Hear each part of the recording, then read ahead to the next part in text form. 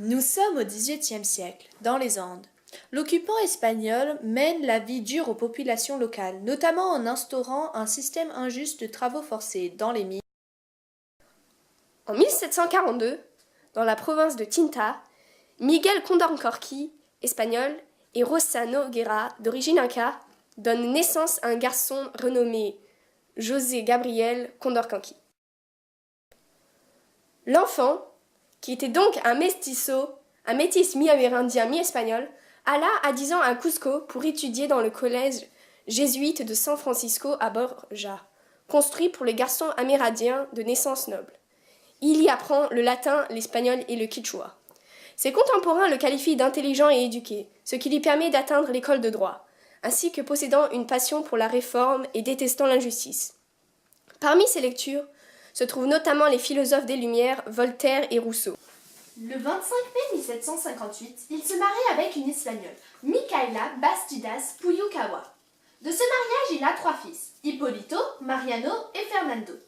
6 ans plus tard, il est nommé cacique, c'est-à-dire chef de tribu. Condorcanqui est un homme riche et est le propriétaire d'une large plantation de cacao dans la province de Cravalla. Ses revenus proviennent principalement de transportation de marchandises et de mercure. Ses idées politiques, ainsi que son désaccord avec les autorités espagnoles, lui procurent rapidement des ennemis qu'il appelait le muletier cacique, qui signifie chef de tribu, conducteur de mulets. Les mulets symbolisant les personnes le supportant. Il voyage beaucoup, est en contact avec le peuple et connaît les conditions de vie dans toutes les parties du Pérou. Il informe le vice-roi et les officiers espagnols de la souffrance qu'endurent les indigènes sous la Mita.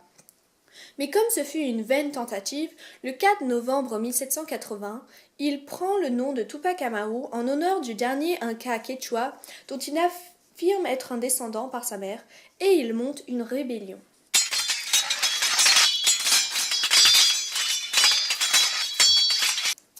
Symboliquement, il emprisonne un corregidor espagnol, Antonio de Arriaga, qu'il fait pendre.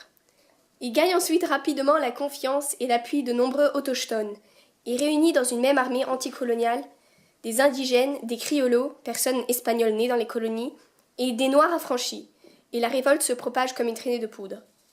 Hélas, en raison des massacres perpétrés par ces troupes, les Espagnols promettent l'impunité à tous les rebelles qui se rendent, ce qui fait drastiquement diminuer l'effectif des troupes de Tupac Amaru. Il tente alors d'assiéger Cusco, mais c'est un échec et il se fait capturer par les autorités. Il est torturé sauvagement, mais n'avoue rien, et finalement les Espagnols décident de l'exécuter. Il assiste en premier au supplice et à l'achèvement de tous les membres de sa famille, excepté son fils le plus jeune. Puis, lui doit être écartelé, mais cela ne se passe pas comme prévu, car son corps était trop résistant.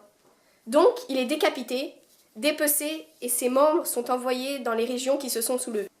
Le 18 mai 1781, juste avant de mourir, il prononce une célèbre phrase « Je reviendrai et je serai alors des milliers ».